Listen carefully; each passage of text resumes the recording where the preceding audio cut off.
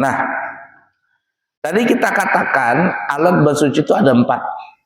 Air, tanah, alat menyamak, dan apa namanya itu, batu istinja atau tisu. Nah, 4 macam itu. Kita awali pertama adalah air.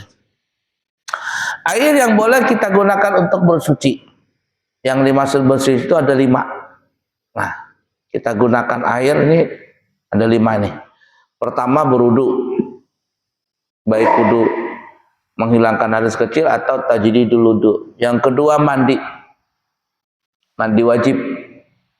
Yang ketiga mandi sunnah.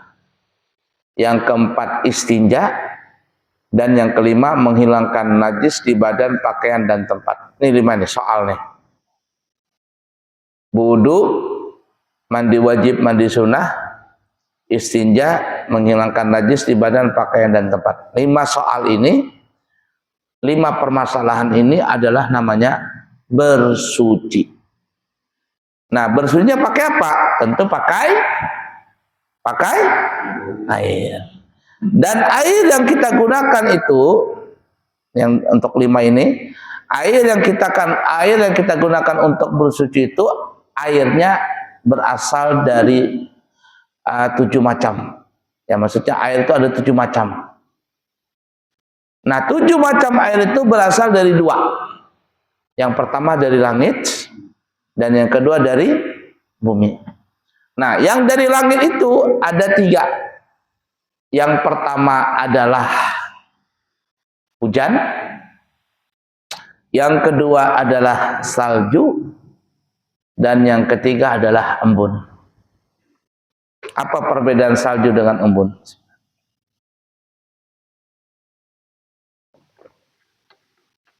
Kalau embun itu dari para ahli mengatakan dia turun dari langit itu bentuknya padat.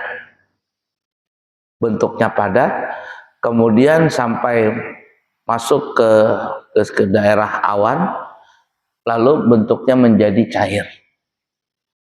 Asalnya padat, dia turun dari atasnya padat, kemudian sampai ke bumi mencair. Namanya embun. Nah, kalau salju beda lagi. Kalau salju dari atas itu turunnya cair, bentuknya air. Tapi sampai ke hawa ini, ke permukaan areal bumi ini, karena dingin akhirnya menjadi salju, menjadi beku. Nah, itu bedanya.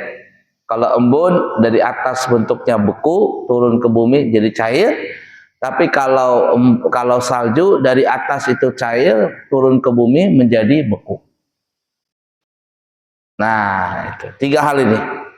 Hujan, salju, embun.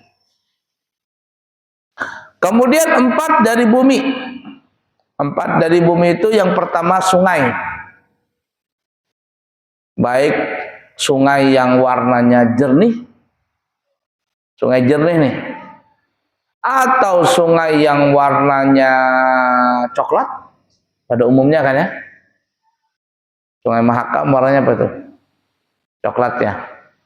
Atau sungai yang warnanya hitam.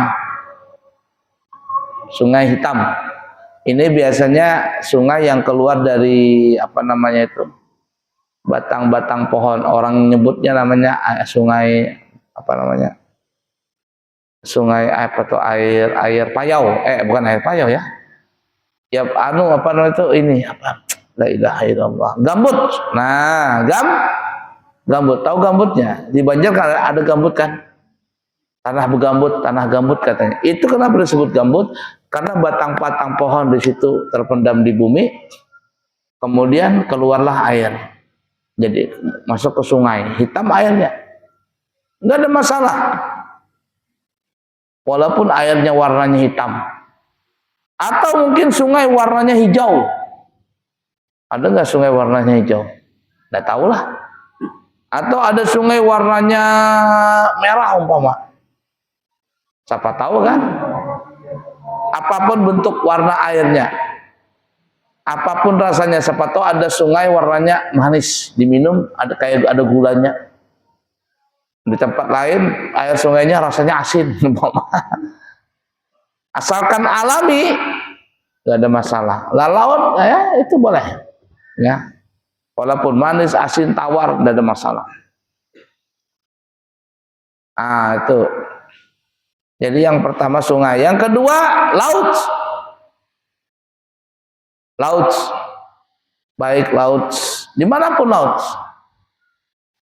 Ya, laut walaupun laut mati, maka boleh juga digunakan airnya. Yang ketiga adalah sumur. Sumur. Dan yang keempat adalah sumber. Apa bedanya sumur dengan sumber? Kalau sumur itu digali, digali, keluar airnya. Di Balikpapan banyak sumur bor. Di pesantren saya itu di Amburawang pakai airbor. Kalau tidak ada airbor, bagaimana kita mau gunakan air sehari-hari? Kalau di Banjar enak, ada sungai Banjar, Martapura atau sungai di mana begitu. Nah, kalau kita di pesantren Balikpapan ini di Amburawang tuh, kalau nggak ada airnya gimana? Bor. Makanya disebut sumur bor. Nah, yang keempat sumber atau mata air. Nah, sumber atau mata air ini adalah itu keluar sendiri. Walaupun rasanya panas. Rasanya panas. Apa jar orang menyebutnya itu? Belerang. Belerang, nggak ada masalah. Sumber atau mata air, apapun bentuknya, apapun rasanya boleh. Cuma nanti kita sebutkan sumber yang paling nomor satu adalah air Zam-Zam, sumur Zam-Zam itu nomor satu itu. Nah, jadi 4 dari bumi, laut, sungai, sumur, dan sumber. Yang 3 dari langit adalah hujan, salju, dan embun. Semua ini boleh digunakan untuk bersuci. Ya, ini boleh digunakan untuk berwudu, mandi wajib, mandi sunnah, istinja, dan menghilangkan najis. Baik, kiranya cukup sekian. Insya Allah kita sambung lagi di kesempatan yang akan datang. Insya Allah saya dan rombongan akan berangkat umroh di tanggal 29 hari Jumat. Ya, hari Jumat berangkat dulu dari Balikpapan menuju ke Surabaya, 1 malam tidur di Surabaya karena besoknya baru berangkat ke Jeddah.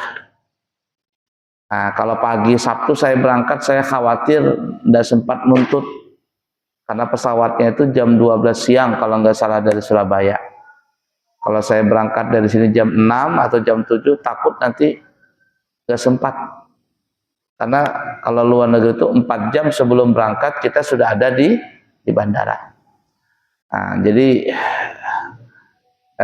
umrah insya Allah kembali nanti tanggal 12 September baru nyampe lagi di Balikpapan. Baik, semoga ada manfaatnya. Subhanakallahumma wa bihamdika asyhadu an la ilaha illa anta astaghfiruka wa atubu ilaihi wa akhirul kalam. Wassalamualaikum warahmatullahi wabarakatuh.